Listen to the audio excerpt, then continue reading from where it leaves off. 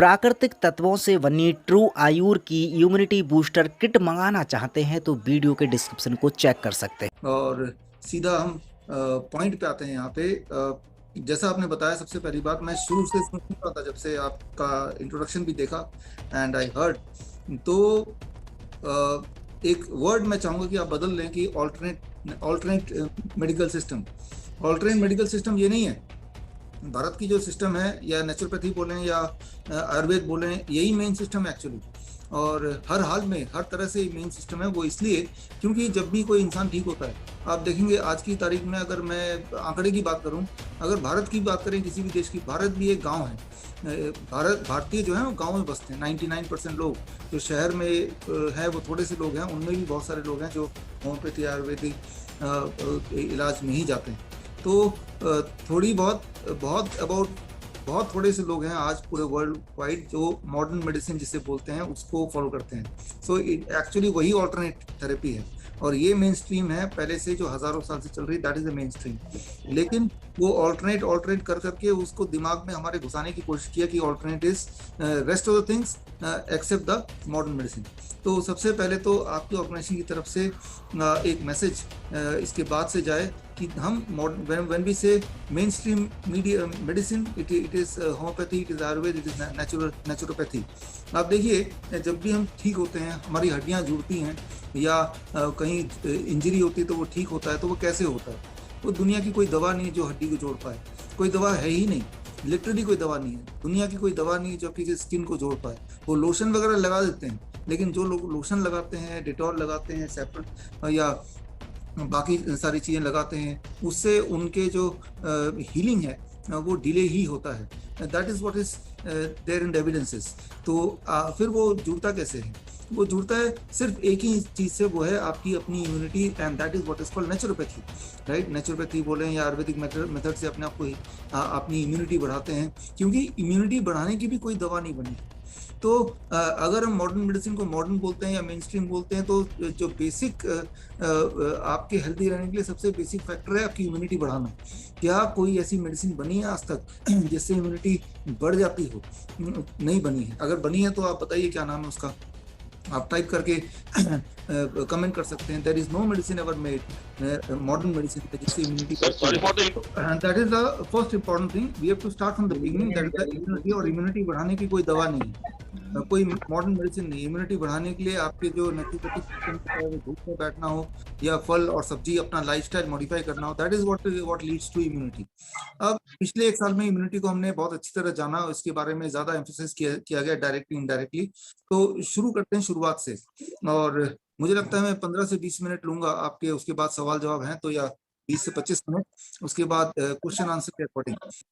तो सिर्फ एक इंप्रेशन बनाया हुआ, जैसा आपने आज इस शुरुआत में बोला मॉडर्न मेडिसिन, अपने आप को हमने बोला ऑल्टरनेट मेडिसिन, तो दिमाग में परसेप्शन बनाया हुआ है कि सबसे एडवांस चीज है, उसमें बचने की संभावना ज्यादा है। लेकिन अगर हम लिटरेचर वाइज देखें, साइंटिफिक डॉक्यूमेंट देखें, मेडिकल साइंस को देखें, देखिए मेडिकल इंडस्ट्री, जो हॉस्पिटल्स हैं, मेडिकल साइंस जो जर्नल्स में है, अभी जो मैंने आपको टॉक दिया ये मेडिकल साइंस के बारे में बताया, मेडिकल साइंस इसके अंदर है। तो मैं मेडिकल साइंस के खिलाफ नहीं हूं, मैं मेडिकल इंडस्ट्री के खिलाफ हूं। और जो साइंस है, वो मेडिकल साइंस जो है, वो किसी एलोपैथी, किसी होम्योपैथी, आयुर्वेद का नहीं होता, वो सभी का है। फॉर एग्जाम्पल, मैंने आपको बताया कि पोस्चर ऐसे चेंज कर लीजिए और आपका ऑक्सीजन सेचुरेशन बढ़ जाएगा, तो ये एलोपैथी का पार्ट है, आयुर्वेद का पार्ट है, नेचुरोपैथी का पार्ट है। भाई ये तो बॉडी का साइंस है, ये किसी का भी पार्ट नहीं है। या आप पंखा लगाइए, हवा जैसी लगेगी, आप ब्रीदिंग एकदम से नॉर्मल हो जाएगी। ये भी जो एलोपैथी वाले क्लेम नहीं कर सकते, ना ही कोई पैथी वाले क्लेम कर सकते हैं। ये ह्यूमन बॉडी का एक फीचर है, लेकिन ये फीचर को में कोई व्यापार नहीं है। Try to understand this. ये मैंने आपको जो बताया, इस चीज में कोई कॉपीराइट नहीं है, इस चीज में कोई सामान नहीं बेचना पड़ रहा है, जबकि ऑक्सीजन सिलेंडर है जिसमें बहुत सारा पैसा का आदान प्रदान इन्वॉल्व है, और जो लगातार कहीं एक जगह से खरीदनी पड़ेगी। फ्रेश एयर है, इसका कोई व्यापार नहीं कर सकते।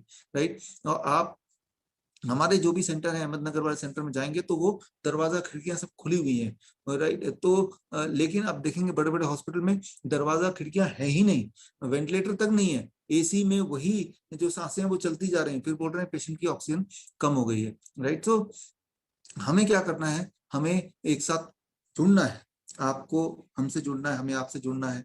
आप लोग इतने सारे लोग हो और हम अभी जो मैंने सिंपल तरीका बताया, ये तरीका लोगों तक पहुंचाना है। और अगर लोगों तक पहुंचा देंगे, हम अवेयर करेंगे, तो लोग खुद ही ठीक होने लगेंगे। मैं 1 मिनट मैं धन्यवाद देना चाहूँगा डॉक्टर विश्वरूप राय चौधरी सर का, जिन्होंने हमारे बुलाने पर, हमारे आवेदन करने पर हम सारे डॉक्टर्स को बहुत अच्छी तरीके से गाइड किया और हमें ये बताया कि यह जो भारतीय चिकित्सा पद्धति है, यह कोई अलग-अलग चिकित्सा पद्धतियाँ वास्तव में एलोपैथी चिकित्सा पद्धति नहीं है। अगर सही मायने में देखा जाए तो भारतीय चिकित्सा पद्धति ही मेनस्ट्रीम जो है मेडिसिन है एक तरह से।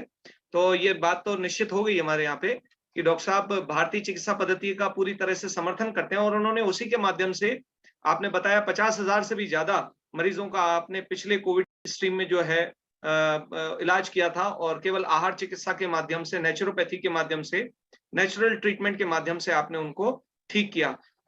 मैं एक छोटी सी सूचना यहाँ पे देना चाहूंगा, किसी टेक्निकल कारणों की वजह से यहाँ पर 100 से अधिक हम जोड़ नहीं पाए, उसके लिए मैं क्षमा चाहूंगा, लेकिन इसका रिकॉर्डिंग जो है हम जितने भी लोग हैं मिलने वाले, उन सभी को, जिन डॉक्टर्स हैं उन सभी को हम उपलब्ध कराएंगे। और मैं डॉक्टर साहब से अब एक निवेदन करना चाहूंगा। डॉक्टर साहब, यहाँ पर हमारे बहुत से डॉक्टर्स हैं, बहुत से ऐसे लोग हैं जो आपसे इसी संबंध में जो आपने आज बातें कही हैं, उनके हृदय में बहुत सारे संशय पैदा हुए हैं, तो वो आपसे कुछ एक सवाल पूछना चाहेंगे। तो उनमें से एक सवाल मैं पहले आपसे शुरुआत करना चाहूंगा।